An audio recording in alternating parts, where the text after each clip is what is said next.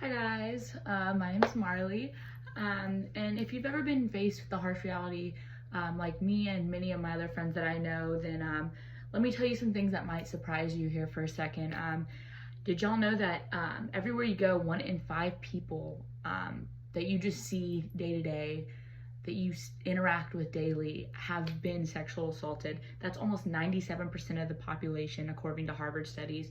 But the horrid reality of sexual assault goes way more deep than that, and some of the facts that come with this terrible thing is really just saddening. And it's one of the most common things in America, which is shocking, and amongst college students the numbers are way higher. So today I just wanted to inform y'all and persuade y'all to get more knowledge on the situation of sexual assault. So sexual assault in our is huge in our community, especially being a college town, college station.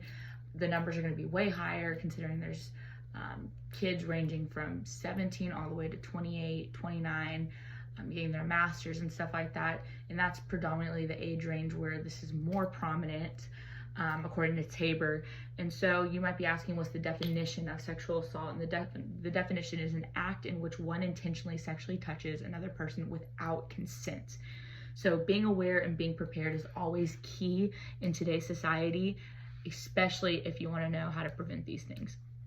So my first point being prepared and aware, that brings me to that. So being aware of your surroundings is key, especially at night, being protected just in case something happens, having pepper spray, going in groups, knowing who you're hanging around, don't go in with complete strangers, because limiting that will help limit the numbers increasing, and also having people there will hold accountability just in case something does happen, so you can take action, you can take it to court, and you don't feel like you need to hide, because this is something real that really happens to a lot of people and you're not alone. So it's really good having self-protection, going in groups. Point number 2 is knowing that you're not a statistic, and the saddening part is being informed on this. And so knowing that you're not a statistic, statistics describing the prevalence of rape and sexual assault vary due to differences in methods, but overall being horrible just in general. So 1 in 5 women experience sexual assault during their lifetime, and 1 in 14 men, which those numbers might seem a little bit different, but women are more likely to stand up and be like, hey, I was sexually assaulted, more so than men. Men tend to internalize this.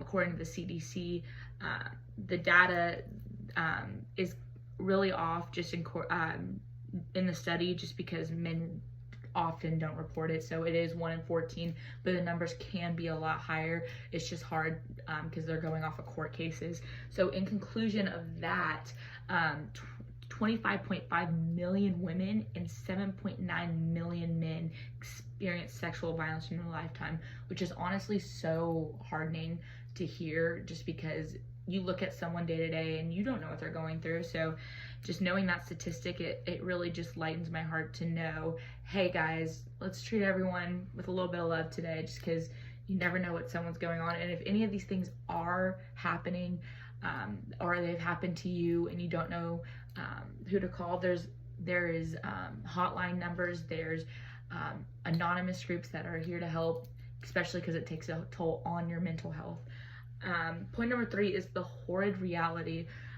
So sexual assault can vary in multiple things, being actual or threatened physical force, being forced to watch porn, being touched against one's will, prevented from using contraceptives during sex, that includes condoms, birth control,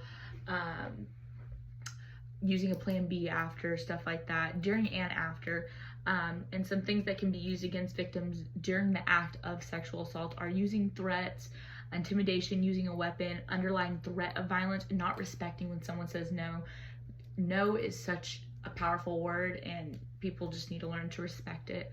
And if we can all as a community kind of realize that, it would make the world a better place. But it's really hard, but the numbers are very concerning. And so knowing, in conclusion, being aware, knowing your facts, and being safe are huge points to gather. again, bringing it back to my 3 big points, being prepared and aware, know you're not a statistic, and the horde reality. If you know those 3 things and you are informed, if any of these things are to happen to you, you really need to report it, just due to the fact of knowing that it shouldn't go unseen and it shouldn't go unheard. So ask yourself if you're prepared enough in this day and age, especially with the climate, where we're in a huge college town. Just use some of the tips and tricks that I use and some of the numbers, and so you're able to prepare yourself. But in conclusion, I know I'm prepared, and I know the facts of in the horde reality. Unfortunately, I went through it, so I understand 10,000%. So just know that you're not a number. Get educated on the topic and report it if you see it. But that leaves me with another question. Are you going to let one of your friends be a number? Are you going to let a family member be a number? Are you going to let yourself be a number? So thank you guys.